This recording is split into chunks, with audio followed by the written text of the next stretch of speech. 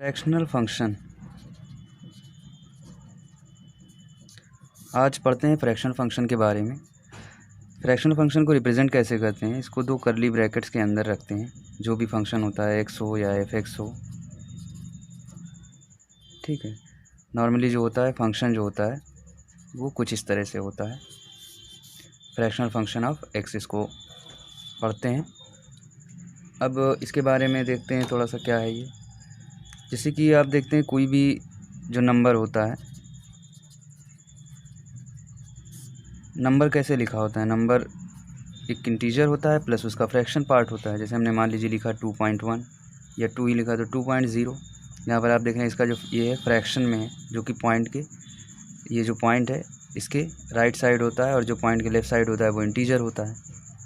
तो यहाँ पर जो कोई भी नंबर होता है, चाहे वो नेगेटिव में हो पॉजिटिव में हो, तो उसका दो पार्ट होता है। एक होता है इंटीजर पार्ट, एक होता है फ्रैक्शन पार्ट। तो यहाँ पर हमें फ्रैक्शनल फंक्शन के बारे में पढ़ना है। तो फ्रैक्शनल फंक्शन है क्या? यही फ्रैक्शन की जो वैल्यूज़ होती है, जैसे आपने मान लीजिए कोई भी वैल्यू रखा तो ये केवल फ्रैक्शन वैल्यू उसको आउटपुट में देता है। आप इनपुट में कोई भी वैल्यू दें, इनपुट में इंटीजर प्लस फ्रैक्शन वाली कोई भी वैल्यू दे सकते हैं आप। यहाँ पर एक्स की जो कोई भी वैल्यू आप रख सकते हैं। ऑल रियल वैल्यूज़ जो होती हैं एक्सेप्टेबल होती हैं इस फ्रैक्शनल फंक्शन में। तो यहाँ पर देखते हैं हम, जैसे अगर पॉजिटिव वैल्यू रखेंगे क्या आएगा, नेगेटिव वैल्यू रखेंगे तो क्या आएगा, थोड़ा सा इसको समझते हैं। जैसे हम लोग लेते हैं पहले, जैसे हमने लिया पहले एक्स की वैल्यू 0 ली, तो जब आप फ्रैक्शनल फंक्शन एक्स की वैल्यू निकालेंगे तो 0 आएगी। आपने एक्स की वैल्यू 0.1 ली तो फ्रैक्शनल फंक्शन की वैल्यू 0.1 ही आएगी। 0.9 लिया आपने तब भी इसकी वैल्यू 0.9 ही आएगी। लेकिन जैसे ही आप 1 पर जाएंगे तो इसकी वैल्यू जो होगी वो 0 आ जाएगी। इसके बाद क्या है, जैसे आपने 1.2 रखा तो फ्रैक्शनल फंक्शन की वैल्यू 0.2 आ जाएगी। यहाँ पर जैसे कि जो ये पार्ट होता है ये आपका हट जाता है यहाँ से, और यहाँ पर जैसे आपने वैल्यू रखा 2.3 तो इसके लिए भी वैल्यू 0.3, ये वाला पार्ट आपका हट जाएगा, इंटीजर पार्ट। अब इसके बाद नेगेटिव वैल्यूज़ को चेक कर लेते हैं क्या आती है। यहाँ पर जैसे आपने एक्स की वैल्यू माइनस में 0.1 रखी तो जो फ्रैक्शनल फंक्शन की वैल्यू होगी वो 0.9 होगी। यहाँ पर क्या होता है, जो भी वैल्यू लिखी होती है यहाँ पर 0 में, तो 0 से जस्ट एक वैल्यू बड़ी मतलब 1, और इसमें ऐड कर देते हैं इसको 1 माइनस 0.1। ये तो ऐड ही हुआ ना +1 इसमें, इस नंबर में।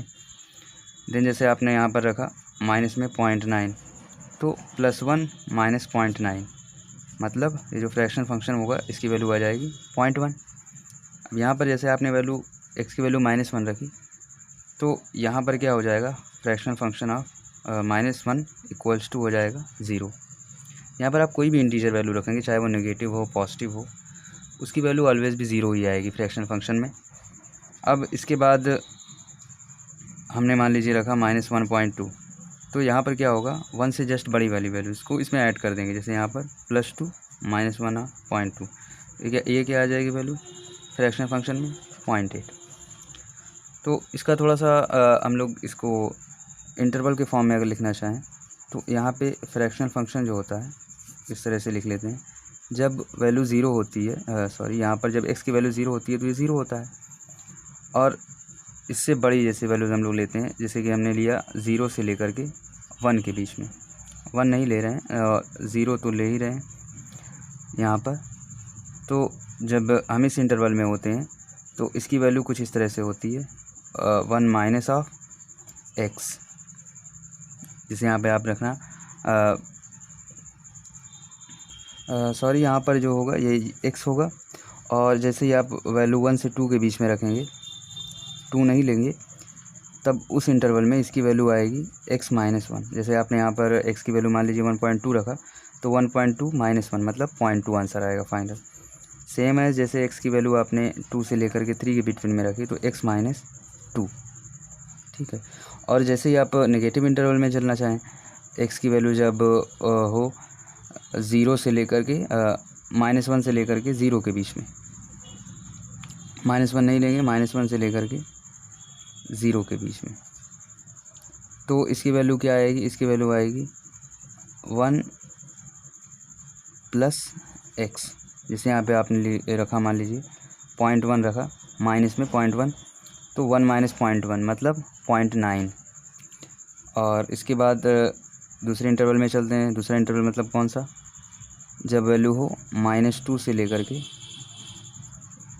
1 के बीच में, -1 के बीच में, -2 से -1 के बीच में मतलब कौन सी वैल्यू, मतलब कि मान लेते हैं जैसे -1.5। तो इस इंटरवल में क्या होगा, 2 + x हो जाएगा। 2 इसमें से ऐड कर देंगे तो क्या आ जाएगा 0.5। या आपने अगर मान लीजिए 1.8 रखा जो किसी इंटरवल में आएगा, तो इसमें से 2 ऐड कर देंगे, क्या आ जाएगा 0.2 आ जाएगा। इसका ग्राफ समझते हैं तो ग्राफ से अच्छे से क्लियर होगा। तो यहाँ पर हम इसका ग्राफ बना लेते हैं। ये x एक्सिस है, ये y एक्सिस। यहाँ पर पहले देखिए हम इंटरवल लेके चलते हैं 0 से लेकर के 1 तक का। तो आपने देखा जैसे ही हमने वैल्यू यहाँ पर 0 रखी, वैल्यू 0 ही थी, तो यहाँ पर वैल्यू 0 ही। लेकिन जैसे ही 0.1 रखा, 0.1 ही वैल्यू आ रही है। 0.9 रखा तब भी 0.9 ही वैल्यू आ रही है। मतलब इसका कर्व जो है y = x की तरह आ रहा है, जैसा कि ये इंटरवल आपका दिया है 0 से 1 के बीच में x का। तो यहाँ पर x ही का कर्व बनेगा कुछ इस तरह से। लेकिन जैसे ही आप वैल्यू 1 रखते हैं, यहाँ पर देख रहे हैं जैसे ही 1 रखते हैं वैल्यू 0 आ जाती है। तो जैसे ही आपने 1 रखा, ये तुरंत ये वैल्यू आ जाएगी। सेम एज़ 1 से कोई भी बड़ी वैल्यू रखेंगे, 1.2 रखा हमने तब भी वैल्यू 0.2 ही आ जाएगी। जैसे यहाँ पे 1.2, तो यहाँ पर कहीं 0.2 रहेगा। तो यही कर्व जो होगा आपका बार बार रिपीट करता जाएगा। 2, जैसे ही 2 से कोई बड़ी वैल्यू रखेंगे, जैसे मानिए 2.3 रखा, तो वैल्यू क्या आ जाएगी 0.3 आ जाएगी। ये यहाँ पर अगर 2.3 है तो ये आपका 0.3 है। सेम एज़ यही ग्राफ जो होता है आपका रिपीट करता जाता है। अब यहाँ पर जैसे अगर नेगेटिव साइड की बात करें, नेगेटिव साइड में कैसा होगा, तो नेगेटिव साइड में जैसे यहाँ पर ये -1, इस इंटरवल की बात करते हैं, हमने मान लीजिए रखा और माइनस का 0.3। जैसे आप माइनस का 0.3 रखेंगे तो 0.3 आप जैसे x की वैल्यू रखी, तो जो फ्रैक्शनल फंक्शन की वैल्यू होगी वो आ जाएगी प्लस में 0.7। तो जैसे आपने यहाँ पर रखा यहाँ पर जैसे 0.3 था, तो यहाँ पर कहीं 0.7 है। तो ये और ये पॉइंट यहाँ पर मिल रहा है आपको, देख रहे हैं आप। इसका जो कर्व बनेगा वो कुछ इस तरह से बनेगा। तो सेम है जैसा ये कर्व था वैसा ही यहाँ पर भी कर्व बनते चले जाएंगे। तो ये कुछ इस तरह से इसका कर्व बनता है। तो यहाँ पर आप इसकी अगर डोमेन देखें, डोमेन जो होगी, डोमेन बिलोंग्स टू लिखेंगे -∞ से इनफाइनाइट, मतलब कि ऑल रियल वैल्यूज़। और अगर इसकी रेंज की बात करें कि रेंज क्या होगी, तो रेंज में आप यहाँ से देखें, यहाँ से लेकर के यहाँ तक क्या क्या वैल्यूज़ मिल रही हैं।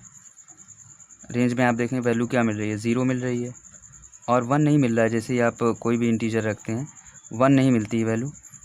जैसे आपने यहाँ पर 2 रखा तो 2 की बजाय यहाँ पर वैल्यू 0 मिल जाती है। तो यहाँ पर जो मैक्सिमम वैल्यू मिलेगी वो 1 होगी, बट 1 मिलता नहीं है, 1 के जस्ट नीचे ही रहता है, जैसे 0.9 या समथिंग 1 से जस्ट नीचे ही ये हो जाती है इस फंक्शन की रेंज। अब आप यहाँ पर देख रहे हैं ये जो कर्व है, ये जो है इस तरह की लाइन जो है आपकी, यही तो रिपीट कर रही है ना हर जगह पर। तो यही इसका जो होगा, इसको बोलेंगे इसीलिए पीरियोडिक फंक्शन। और इसका जो पीरियड होगा वो ये जो x की डिस्टेंस है यही होगा 1, इसका पीरियड जो होगा 1 होगा।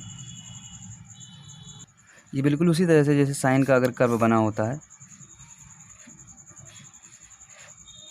यहाँ पर 0 होता है, 2π होता है, यहाँ पर 4π होता है, तो बोलते हैं यही जो कर्व है यही हमारा रिपीट कर रहा है यहाँ तक, इस पॉइंट से लेकर इस पॉइंट तक यही कर्व रिपीट करता जाता है। तो जो इसका पीरियड होता है वो क्या बोलते हैं, 2π बोलते हैं।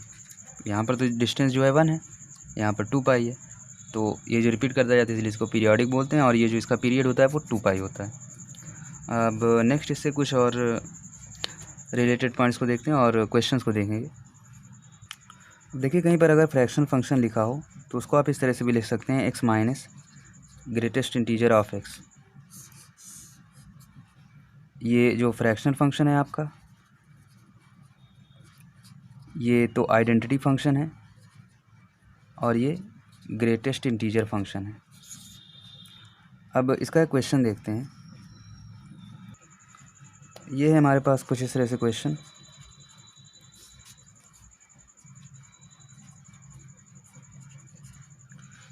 इसमें पूछा गया है कि इसकी डोमेन फाइंड आउट करिए और रेंज।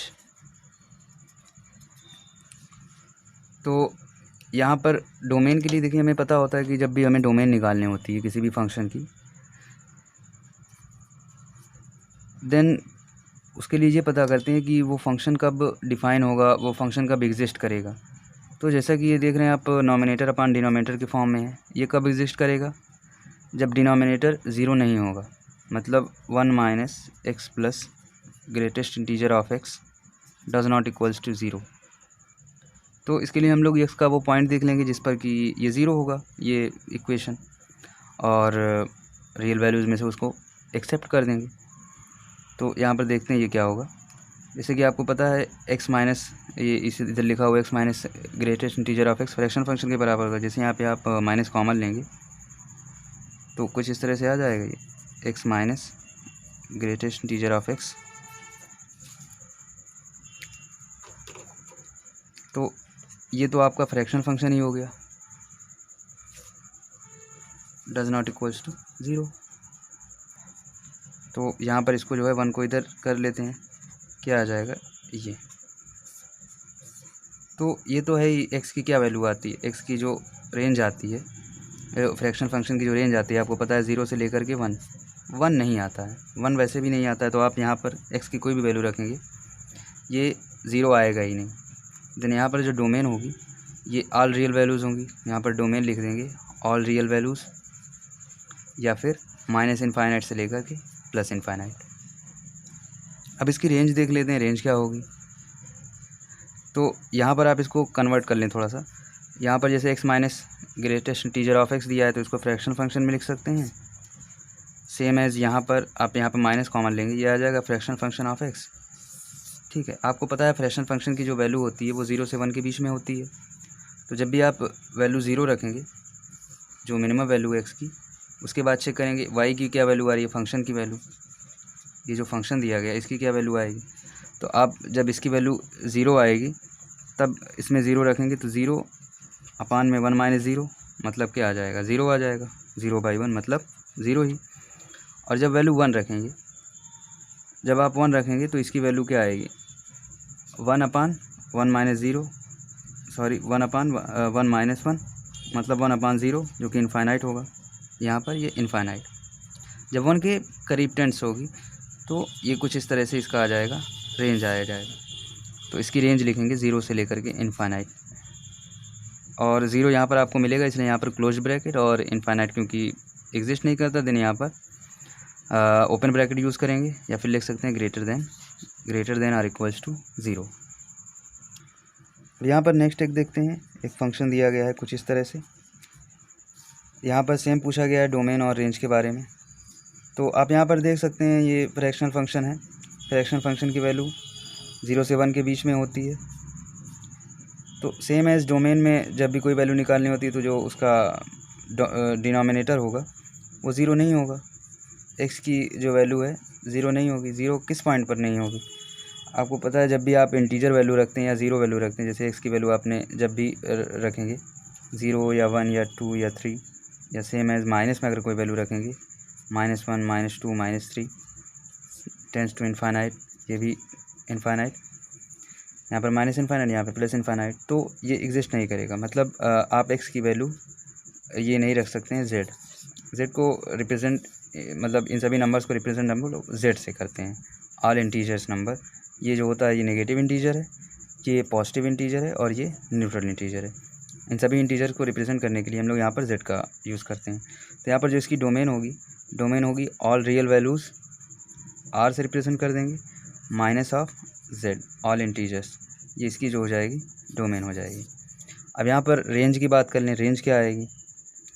तो जो रेंज होगी इसकी, क्योंकि हमें पता है कि इसकी वैल्यू जो होती है, इसकी रेंज निकालने के लिए जैसे कि हमें पता है कि ये जो फंक्शन आएगा ये ऑलवेज़ भी जब 0 नहीं आएगा तो कुछ इस तरह से इसका इंटरवल केवल होगा 0 से लेकर के 1 बीच में। तो ये किस तरह से बिहेव करता है, 1/x की तरह तो ही। और इसमें आप कोई भी वैल्यू रख सकते हैं, x की कोई भी वैल्यू रख सकते हैं एक्सेप्ट जो है इन वैल्यूज़ को छोड़कर। तो हमें फाइंड आउट क्या करना है, इसकी रेंज क्या होगी। तो रेंज के लिए हम इसका कर्व बना लेते हैं। जैसे कि हमें पता है कि 1/x का कर्व कुछ इस तरह होता है। ये यहाँ पर 0 पॉइंट है और ये यहाँ पर कहीं 1 पॉइंट है। जब 1 रखेंगे तब वैल्यू आएगी 1 आएगी। ठीक है, तो अब आप यहाँ पर देखो, हम लोग केवल इस यहाँ तक के कर्व की बात कर रहे हैं, मतलब इस तरह का कर्व बना हुआ है। यहाँ पर आप देख रहे हैं जो मिनिमम वैल्यू है ये 1 है और मैक्सिमम वैल्यू इनफाइनाइट है। तो इसकी जो रेंज हो जाएगी वो आ जाएगी 1 से इनफाइनाइट, और 1 भी नहीं मिलेगा हमें और इनफाइनाइट भी वैसे भी नहीं मिलता। तो यहाँ पर ओपन ब्रैकेट यूज़ करेंगे, या फिर एक आप अलग तरीके से यहाँ पर देख भी सकते हैं। जैसे आप यहाँ पर इसकी डोमेन जब 0 1 है तो आप जैसे ही वैल्यू 0 रखेंगे तो आ जाएगी इनफाइनाइट, और 1 रखेंगे तो आ जाएगी वैल्यू 1। और यहाँ पर इस तरह से भी आप कह सकते हैं कि जो रेंज होगी वो 1 से इनफाइनाइट तक होगी। अब नेक्स्ट यहाँ पर जैसे मान लीजिए हमसे पूछा गया कि ये जो फ्रैक्शन फंक्शन होता है और इंटरवल दिया गया हमें 0 से 5, इस तरह का इंटरवल दिया गया x का, और पूछा गया है पॉइंट ऑफ डिसकंटिन्यूटी बताइए। पॉइंट ऑफ डिसकंटिन्यूटी बताइए। तो यहाँ पर क्या करेंगे, हम लोग इसका कर्व बना लेते हैं। ये यहाँ पर कहीं 1 पॉइंट होता है, यहाँ पर 2, यहाँ पर 3, यहाँ पर 4, यहाँ पर 5। तो जैसे ही आप इसका कर्व बनाते हैं 0 से 1 के बीच में कुछ इस तरह बनता है। फिर यहाँ से 1 से 2 के बीच में, 3 के बीच में, ये 4 और ये 5। हमें क्या कहा गया है 5 तक ही, केवल यहाँ तक। ठीक है, 5 पॉइंट पर भी नहीं, 5 के जस्ट लेफ्ट की वैल्यूज़ के लिए, और 0 से लेकर के। तो डिसकंटिन्यूटी पॉइंट का डिसकंटिन्यूटी पॉइंट ऑफ डिसकंटिन्यूटी होती क्या है? पॉइंट ऑफ डिसकंटिन्यूटी ये होती है जहाँ पर ग्राफ ब्रेक करता है, या दूसरा एक तरीका कह लें कि जब आपको कर्व बनाने के लिए जितनी बार पेन आपको उठाना पड़ता है और एक दूसरे पॉइंट से, जैसे यहाँ पर आप देखें जब कर्व बनाना पड़ेगा आपको तो आप इस तरह बनाएंगे, फिर उसके बाद आपको यहाँ से स्टार्ट करना पड़ेगा, फिर यहाँ से उठा करके पेन आपको यहाँ से स्टार्ट करना पड़ेगा। ये तो दूसरा मेथड है। बाकी आप अगर कर्व देखें, कर्व में देखें आप ग्राफ जहाँ पर ब्रेक कर रहे हो, देखें आप एक पॉइंट यहाँ पर ब्रेक कर रहा है, ये दूसरा पॉइंट, ये तीसरा पॉइंट, ये चौथा पॉइंट, तो वही होते हैं पॉइंट ऑफ डिसकंटिन्यूटी। तो हमें यहाँ पर क्या बताना था, पॉइंट ऑफ डिसकंटिन्यूटी क्या क्या है। तो यहाँ पर पॉइंट ऑफ डिसकंटिन्यूटी देखिए, ये 1 है, यहाँ पर ये 2 है, 3 है और 4 है। 5 नहीं, क्योंकि यहाँ पे 5 पे हमें वैल्यू नहीं लेनी है x की। तो यहाँ पर ये 4 पॉइंट है। तो पॉइंट ऑफ डिसकंटिन्यूटी जो आएगी वो हो जाएगी 4, और ये जो नंबर्स हमें दिए गए हैं ये हो जाएंगे पॉइंट ऑफ डिसकंटिन्यूटी। ये हमने नेक्स्ट तरह का क्वेश्चन देखा, थोड़ा सा अलग तरह का। अब यहाँ पर एक क्वेश्चन और देखते हैं। हमें फ्रैक्शन फंक्शन दिया गया है और पूछा गया है कि x की वैल्यू जब 0 से लेकर के 1 के बीच में होगी तो हमें उस कर्व का एरिया बताना है, एरिया ऑफ दैट कर्व। तो सेम एज यहाँ पर आप देखिए, यहाँ पे कर्व बना ही हुआ है, तो हमें इस एरिया को फाइंड आउट करना है।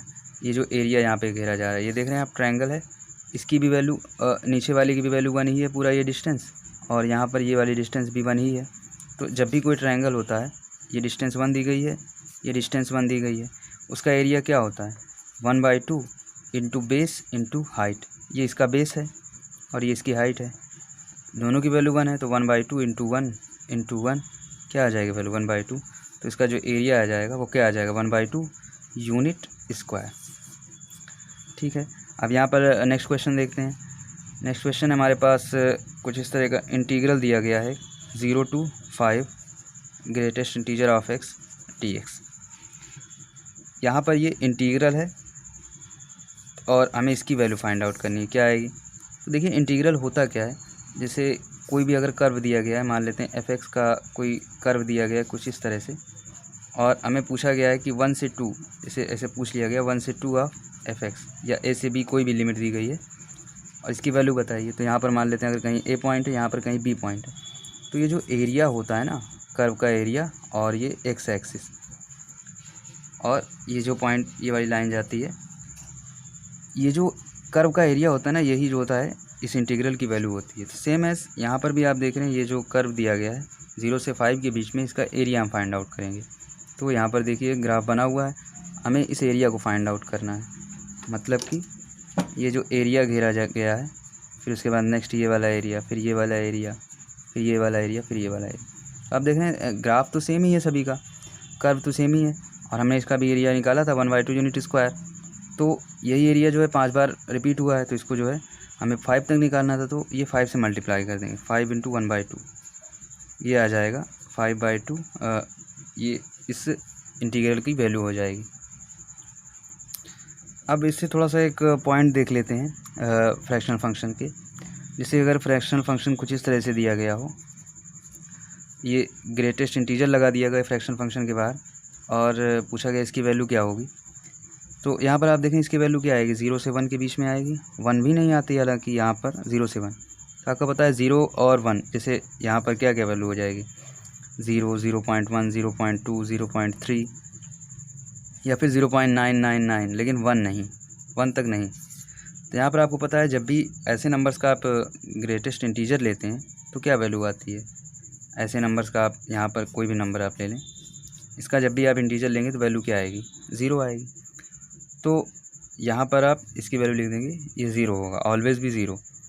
और क्योंकि यहाँ पर आप x की कोई भी वैल्यू रखेंगे, x की कोई वैल्यू रख भी सकते हैं आप, यहाँ पर real values, all real values रख सकते हैं और ये 0 आएगा तो इसको बोलेंगे ये 0 फंक्शन। 0 फंक्शन इसलिए क्योंकि यहाँ पर आप x की कोई भी वैल्यू रखें आपको 0 ही मिलेगा। तो जब ऐसा कोई फंक्शन होता है, जब भी आप x की वैल्यू 0 रखें और इसकी वैल्यू 0 आए, देन x की कोई भी वैल्यू रखें उसकी वैल्यू 0 आए तो उसको बोलते हैं 0 फंक्शन। नेक्स्ट अब और एक लास्ट क्वेश्चन देख लेते हैं। ये हमें एक फंक्शन दिया गया है, यहाँ पर दो फंक्शंस हैं, f ऑफ x और g ऑफ x। यहाँ पर हमें इन दोनों फंक्शंस की डोमेन और रेंज फाइंड आउट करनी है क्या हो। तो सॉरी, यहाँ पे ये फ्रैक्शनल फंक्शन है, हमें इसकी डोमेन और रेंज फाइंड आउट करनी है कि डोमेन क्या होगी और रेंज क्या होगी। तो यहाँ पर आप देख रहे हैं जब भी जो ये फ्रैक्शनल फंक्शन होता है तो इसकी वैल्यू तो आप कुछ भी रख सकते हैं, और वैसे भी जो साइन होता है, साइन में आप कोई वैल्यू रख सकते हैं। तो यहाँ पर इसकी जो डोमेन होगी दोनों की, बोथ फंक्शंस की, वो ऑल रियल वैल्यूज़ होंगी, मतलब कि x बिलोंग्स टू -∞ से +∞। और यहाँ पर जब इसकी रेंज की बात करेंगे तो यहाँ पर आप देख रहे हैं इसकी वैल्यू क्या आती है, 0 से 1 के बीच में आती है। तो यहाँ पर सेम एज आप इस वैल्यू को पुट कर देंगे, जैसे आप पहले क्या रखेंगे, sin 0, फिर उसके बाद sin 1, और सेम एज यहाँ पर जब आप cos वाले में रखेंगे cos 0 और cos 1। तो यही इसका इंटरवल हो जाएगा इसकी रेंज का, ये पहले वाले फंक्शन की रेंज और ये दूसरे वाले फंक्शन की रेंज। sin 0 की वैल्यू 0 होती है, cos 0 की वैल्यू 1 होती है। अब यहाँ पर चेक कर लेंगे sin 1 0 से बड़ा होता है कि cos 1 1 से बड़ा होता है। तो यहाँ पर जो इसका रेंज हो जाएगा वो 0 से sin 1 और दूसरे वाले का जो हो जाएगा cos 0 से cos 1। तो अब यहाँ पे इस वीडियो को एंड करते हैं और इसके नेक्स्ट वीडियोज़ में इससे रिलेटेड नेक्स्ट क्वेश्चंस को सॉल्व करेंगे।